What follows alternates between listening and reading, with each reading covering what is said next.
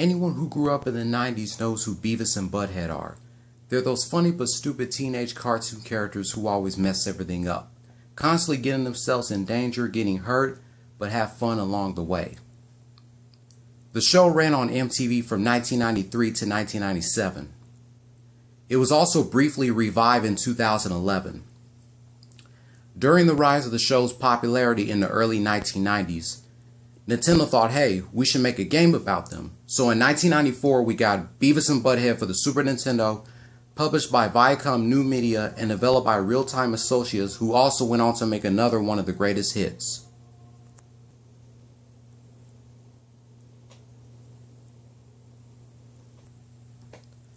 The first time I played the game was on the Sega Genesis, which was developed by Radical Entertainment, and is way different from the Super Nintendo version. It has better side-scroller action, and you move around in all the directions rather than just left and right.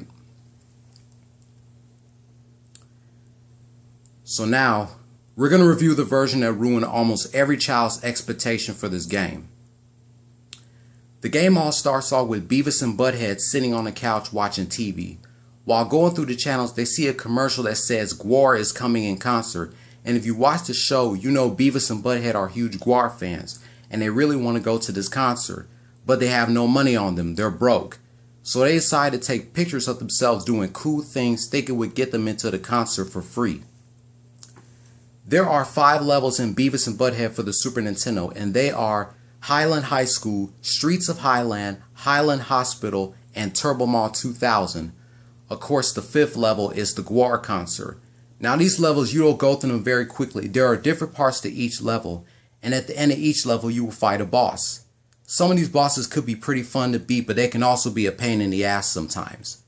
After you beat each level, you will play a bonus minigame called Couch Fishing, where you try to collect as many food as you can before the time runs out, or the line gets snagged by the old lady, or that big old dog takes it out.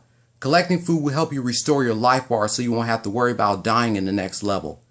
Speaking of food, you will find food hidden at each level, from soda pops to potato chips to a slice of pizza to ice cream. You can also collect money on phone booths and arcade machines, and you can use them on vending machines. There are weapons you can pick up in this game as well, from paintball guns to shoot your enemies with, to a weapon that looks like a boxing glove at the end of a baseball bat where you can knock the hell out of your enemies. There's also a small amount of weapons such as apples, fire extinguishers, and pogo sticks, but they're only hitting in that level. Other than that, you will see the paintball gun more than once, as well as the boxing glove on a baseball bat.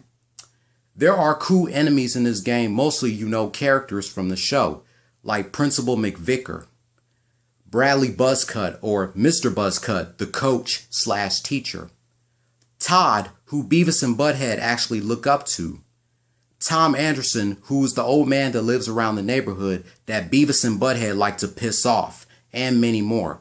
Other characters will help you in the game by collecting food or weapons, such as Stewart in his goofy-ass Winger t-shirt, Mr. Van Driesen, the hippie teacher, and of course, my favorite character, who eventually went on to star in her own TV show, Daria, or what Beavis and Butt-head call her, Diarrhea.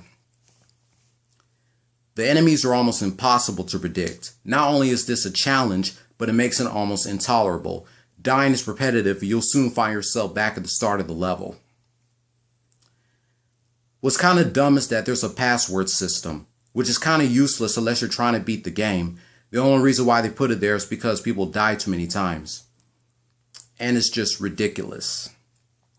Yes, this game is for 2 players. Yes, it is more fun to play with friends. But then again, why would you when there's other great multiplayer Super Nintendo games to play? Other games based on the show were released from the PC between 1995 and 1999, such as Beavis and Butt-head in Virtual Stupidity, Beavis and Butt-head in Calling All Dorks, Beavis and Butt-head in Bunghole in One, Beavis and Butt-head in Little Thingies, Beavis and Butt-head in Screen Records, Beavis and Butt-head in Wiener Takes All, and Beavis and Butt-head Do You. There was also a Game Boy version of Beavis and Butt-head that was released in 1998. There has been no Beavis and Butt-head game since 1999. If I still like the game now that I'm grown, or if my sister and I still have the game along with the Super Nintendo to this day, I think it'll be cool for them to come out with a new game, possibly a platformer, an action game, a party game, or a beat 'em up, kind of like the Simpsons and the Ninja Turtles arcade games. As for the TV show, it aired from 1993 to 1997 on MTV. A movie titled Beavis and Butt-head Do America was released in 1996. After 14 years off the air, the show returned to MTV with new episodes in 2011, but only lasted from October to December, and there hasn't been anything new since. Personally, if it was back on TV, I'll be more than happy to watch it again. Now for the rating. Here are the positive and negative of the game. First up, the positive. First of all, the graphics in the game are 100% perfect on the Super Nintendo. The music is composed to the game very well, even though it gets annoying when you hear the same music over and over again, and the controls are decent. Next up, the negative. The difficulty makes the game almost unplayable. The enemies have no clear pattern. The level design is awful, and if two people play, they use the same life bar. And in some parts of the game where you need health most, it's hard to come by.